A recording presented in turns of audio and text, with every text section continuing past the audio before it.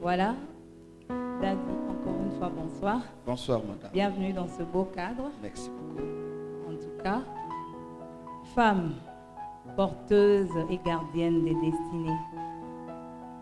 Je pense que la première question que les femmes qui sont là ce soir voudriez savoir, c'est ce que vous entendez, ce que veut dire justement, ce que résume ce thème. Qu'est-ce que vous voulez dire, femme gardienne et porteuse de destinée? Merci beaucoup, madame. Merci, le maman. Permettez-moi que je commence d'abord par remercier toutes ces merveilleuses femmes qui ont accepté de répondre à l'invitation qui leur a été lancée. Et j'ose croire que nous passerons de très bons moments dans la présence du Seigneur. Instruction, des moments de transformation, mais aussi des moments de relèvement.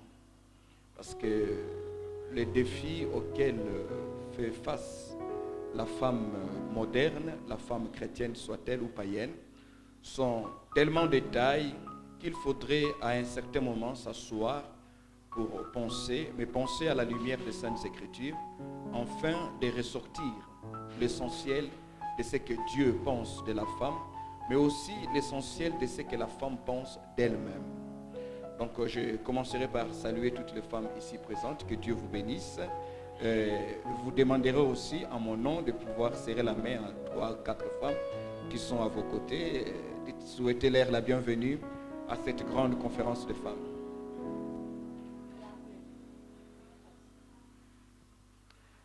Voilà, si je peux aller pour répondre à la question, la plus grande tragédie que connaît la femme aujourd'hui n'est pas cette tragédie parce que n'est pas une tragédie parce que cette femme n'est pas encore mariée. La grande tragédie n'est pas parce que la femme n'a pas trouvé du travail. La grande tragédie n'est pas parce que telle femme ne sait pas encore trouver sa place dans la société. Mais la plus grande tragédie, à mon avis, mon humble avis, c'est que la femme a encore du mal à se définir. D'où cette bataille est une bataille d'identité. Alors, on ne peut pas aller plus loin pour définir ce que c'est une femme porteuse ou gardienne de destinée, à moins de comprendre d'abord la dimension de la bataille ou de la lutte dans laquelle est engagée la femme chrétienne de manière particulière et la femme tout court de manière générale. C'est un combat d'identité. Ici, il faudrait que la femme se redéfinisse, non pas selon que la société l'a toujours définie, non pas selon que l'environnement ou la communauté dans laquelle elle a évolué l'a définie, mais il faudrait que la femme se redéfinisse selon que le Créateur lui-même l'a défini. Vous savez, lorsque le but de quelque chose n'est pas bien défini, l'abus est inévitable. Je ne peux pas aujourd'hui définir ce à quoi sert cette caméra, rien que en m'imaginant moi-même ce à quoi cela pourrait servir. Une meilleure définition de ce à quoi sert la caméra m'amènerait à consulter ou à poser la question au concepteur, mais encore au fabricateur de la caméra. Voilà pourquoi tout concepteur sérieux, tout fabricateur sérieux, lorsqu'il vous vend son produit, il se donne aussi la peine de pouvoir mettre quelques pages que nous appelons notices, en vue de vous dire pourquoi il a créé cet appareil, ce produit, mais aussi comment est-ce que ce produit pourrait vous être utile. La première bataille de la femme, c'est celle qui consiste à se définir. Et la meilleure façon de se définir, c'est de se définir à la lumière de la parole de Dieu. Parce que lorsque nous lisons Genèse chapitre 1er, du verset 26 au verset 28, la Bible dit, Dieu créa l'homme à son image et à sa ressemblance. Il dit, il créa l'homme et la femme, puis il les bénit. Donc Dieu a créé l'homme à son image, Dieu a créé la femme à son image. Première des choses qu'il faudrait que toute femme devrait retenir ou savoir, c'est que la femme a elle aussi été créée à l'image et à la ressemblance de Dieu, de la même manière que l'homme a été créé à l'image et à la ressemblance de Dieu.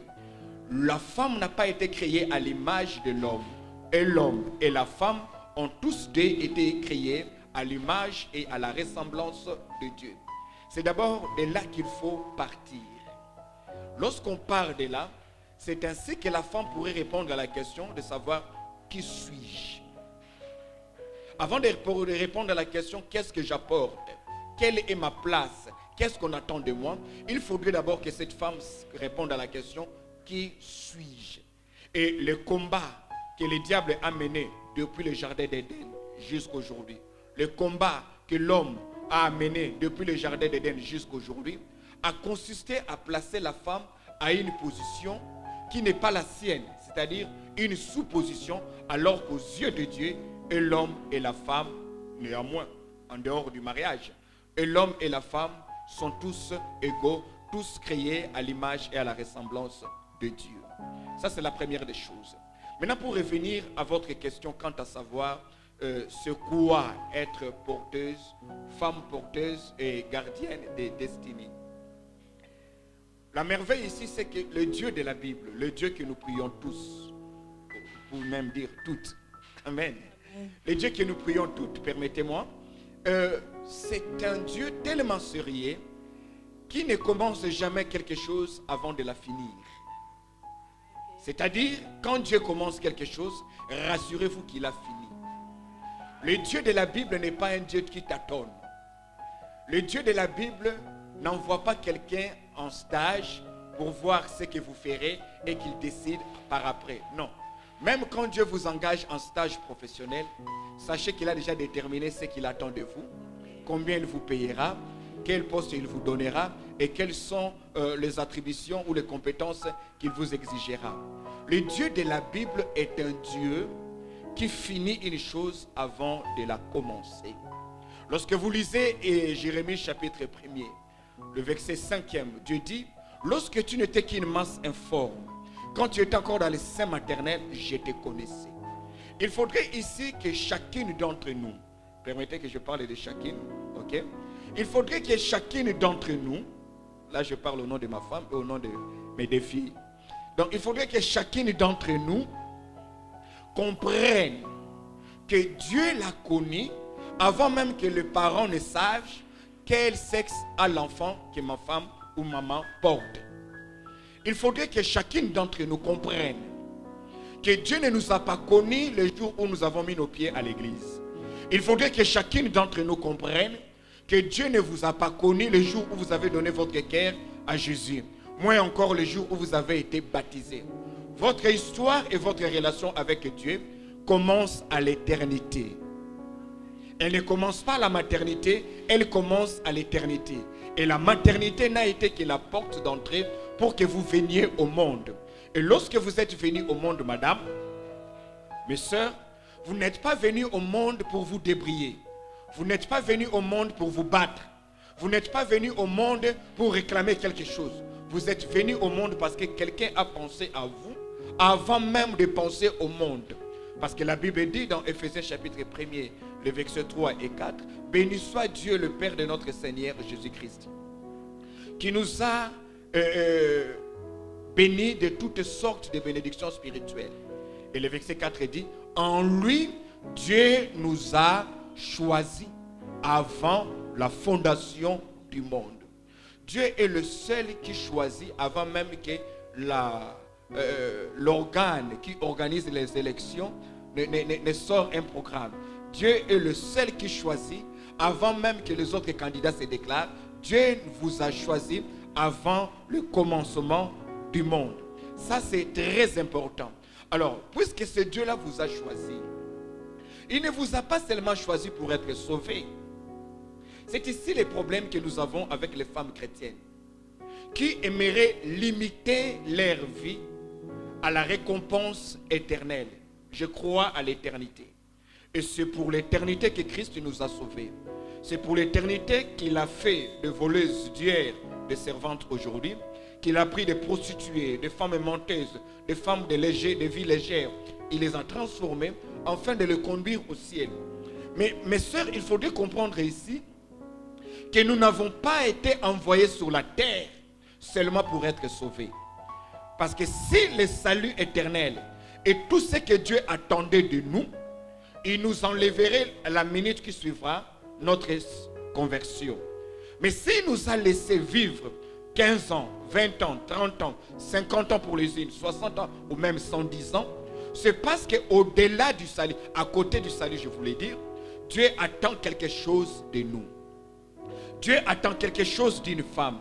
Dans le programme de Dieu, Dieu a prévu qu'à une certaine période de la vie, qu'à une certaine année, à un certain milieu, à un certain environnement, il arrivera une série d'événements et cette série d'événements serait déclenchée par X femmes ou Y femmes. Il faudrait que la femme chrétienne que vous êtes aujourd'hui parviendrait à comprendre que le salut, ou le salut éternel, le ciel, c'est la destination. Mais les talents que Dieu vous a donnés, les savoirs que Dieu vous a donnés, même la forme physique, la beauté, cet art oratoire, cette intelligence analytique, ces savoirs, cette intelligence organisationnelle, ce savoir de faire modérer les choses, d'organiser les choses, Dieu ne vous a pas donné ces choses pour le ciel. Parce qu'il n'y aura aucune fête au ciel dont vous serez protocole. Il n'y a aucune fête au ciel dont vous serez l'organisatrice. Tout ce que vous savez faire, vous le ferez ici sur la terre. Et encore, il faudrait rappeler, Dieu n'a jamais prévu qu'une femme vive aisément seulement parce qu'elle est belle. Voilà pourquoi il y a de belles femmes qui manquent même un soutien-gorge, excusez-moi. Il y a des belles femmes qui manquent de quoi mettre sous la dent. Parce que Dieu n'a jamais considéré la beauté comme étant un droit de survie ou encore un droit de rémunération. Ce qui vous rémunère, c'est ce que vous recevez en retour du service que vous avez donné aux autres. Donc, les savoir-faire, votre intelligence, votre force physique, vous n'en aurez pas besoin au ciel, vous en aurez besoin ici sur la terre. Il n'y a aucun ange que vous éduquerez au ciel. Il n'y a aucun ange à qui vous apprendrez comment vivre, comment devenir un grand homme. Le savoir que vous avez, c'est pour vos enfants, c'est pour vous, afin de gagner une place sur cette terre. Donc, le fait d'avoir accepté Jésus ne doit pas être pour vous un cimetière de vos talents, un cimetière de votre savoir-faire ou même un cimetière d'intelligence. Et à côté de l'église ou de la foi, qui ne doit pas être le cimetière de vos talents, le mariage aussi. Là, il faudrait le dire. Pourquoi? Parce que vous remarquerez avec moi, mesdames, beaucoup de femmes talentueuses aux humanités, à l'université, dans leur vie d'adolescence, ces femmes qui ont développé l'art de l'organisation, eh bien, une fois qu'elles sont mariées, vous avez du mal à reconnaître ces mêmes femmes. Et on se pose la question, est-ce que le mariage serait un mouroir de savoir? Est-ce que le mariage serait simplement le lieu où l'on vient pour faire des enfants et oublier tous les rêves qu'on avait dans sa jeunesse? Est-ce que le mariage, c'est le lieu où l'on vient juste pour dresser la table à quelqu'un, élever des enfants, faire des enfants, 2 ans faire des enfants, 3 ans faire des enfants, et finalement quand ça n'arrive pas, on dit je suis en train de rater ma vie. Parce que ici la question, avant de dire c'est qui une porteuse, c'est qui une gardienne, je répète, il faudrait redéfinir la femme. C'est lorsqu'on définira l'identité de la femme qu'on pourra débattre sur sa position dans la société et même dans l'église. Qu'on pourra évaluer à sa juste valeur la contribution que cette femme apporte pour que les choses aillent bien. Le plus grand souci de plus de 70 femmes dans notre église, c'est qu'à un certain âge, on veut se marier. Et lorsque le mariage tarde, certains amènent même Dieu en procès, comme pour dire que Dieu ne m'aime pas, il y a quelque chose qui ne va pas. Pourquoi? Parce que dans notre théologie, c'est-à-dire la manière dont nous avons toujours prêché, nous les pasteurs, dans notre théologie, nous avons fait croire aux sœurs que ne pas se marier est un échec. Mais nous oublions que même pour celles qui vont se marier, tout le monde ne se marie pas le même jour et tout le monde ne se marie pas de la même manière. Il y a de ceux qui vont se marier tôt, il y a d'autres qui vont se marier tard. Mais le succès d'un mariage n'est pas fonction de quand est-ce qu'on s'est marié, mais c'est fonction de comment est-ce qu'on s'est marié, avec qui est-ce qu'on s'est marié et pourquoi on s'est marié. Un autre dilemme, un autre défi ou encore un autre souci, c'est que celles qui se sont mariées et qui n'ont pas encore d'enfants sont convaincues au fond d'elles-mêmes que ma vie est incomplète. Je n'ai pas encore réussi. Écoutez, il y a de ces femmes qui feront comme certaines mamans de l'époque, 14 enfants. Il y a d'autres qui n'auront qu'un seul enfant, mais dont l'enfant en question aura plus d'impact que les 14 enfants. La Bible nous parle de Pénina qui mortifiait Anne tout le temps. Mais quand vous lisez 1 Samuel du début jusqu'à la fin, nulle part on nous donne le nom d'un des enfants de Pénina. Anne elle-même aussi a eu au total 5 enfants. 5 enfants après Samuel. Mais remarquez même que les livres dans lesquels on parle de Pénina, qui mortifiait Anne, les livres en question portent le nom de l'enfant de Anne. La question qu'on doit aussi se poser, est-ce que Dieu n'aimerait pas X femmes? Est-ce que Dieu serait injuste seulement parce que cette femme-là n'a pas eu d'enfant? Difficile à répondre à la question, parce que nous croyons tous que les enfants sont une bénédiction, mais nous devons aussi nous poser la question, suis-je béni même lorsque je n'ai pas encore d'enfant? L'exemple est celui-ci. Lorsque vous lisez le livre de Ruth, il est question d'une femme qui avait un mari et 2 enfants, 2 beaux garçons. Ils vont émigrer. Lorsqu'ils vont émigrer, elle va perdre son mari, elle va perdre ses 2 enfants. Cette femme, Naomi, reste veuve, sans enfant, c'est-à-dire sans possibilité de se remettre debout, sans possibilité de retrouver la place qu'elle avait hier dans la société. Parce que même lorsqu'elle revient à Bethléem, elle refuse qu'on l'appelle du nom de Naomi et dit « Appelez-moi Mara, car l'Éternel m'a rendu amère. » Mais remarquez, par une fille qui normalement n'était plus sa belle-fille, elle a adopté Ruth. Elle a investi en Ruth. Lorsque vous lisez Ruth chapitre 3, elle dit, ma fille, j'aimerais maintenant te rassurer les repos.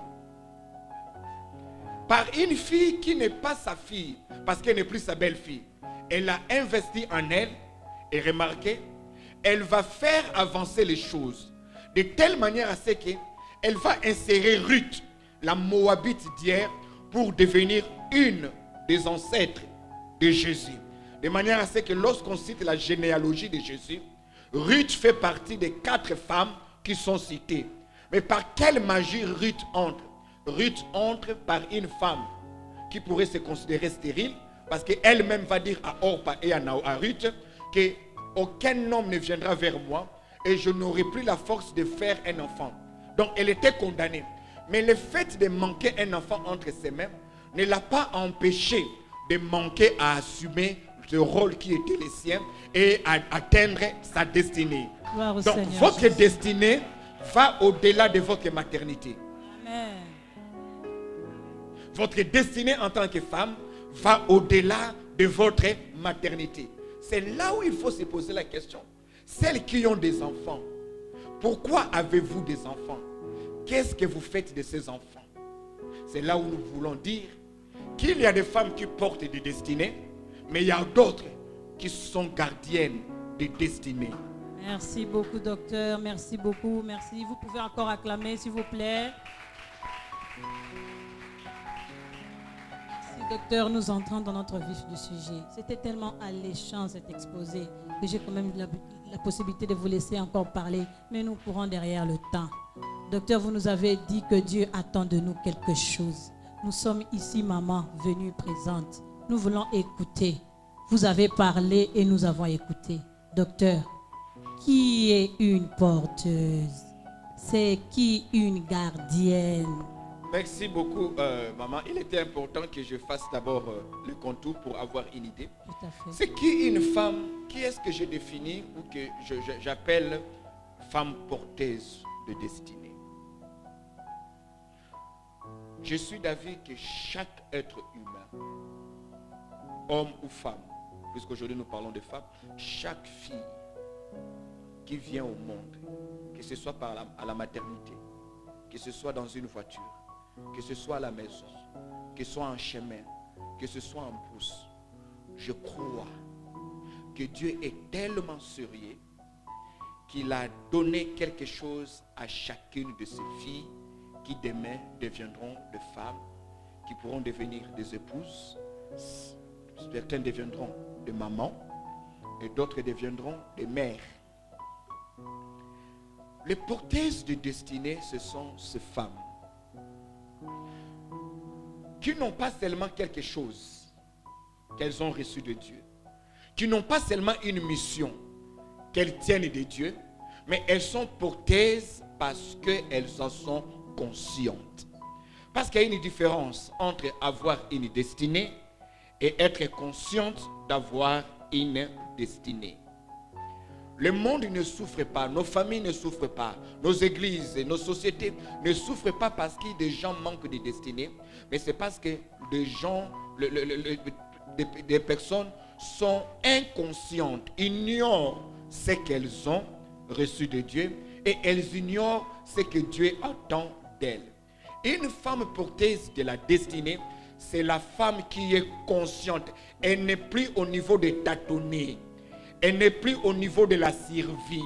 C'est-à-dire si elle peut demander à Dieu, Seigneur, donne-moi encore 5 ans, elle sait ce qu'elle fera de ces 5 années-là. Ce n'est pas une femme qui publie que demain c'est mon anniversaire, un mot de votre part, un souhait, une fleur me fera plaisir. Non, non, c'est cette femme-là qui sait qu'est-ce qu'elle a fait de ces années passées, mais aussi ce qu'elle compte de faire des années prochaines. Celle-là que j'appelle porteuse de destinée. C'est cette femme qui, même quand elle a 15-16 ans, elle n'attend pas que les années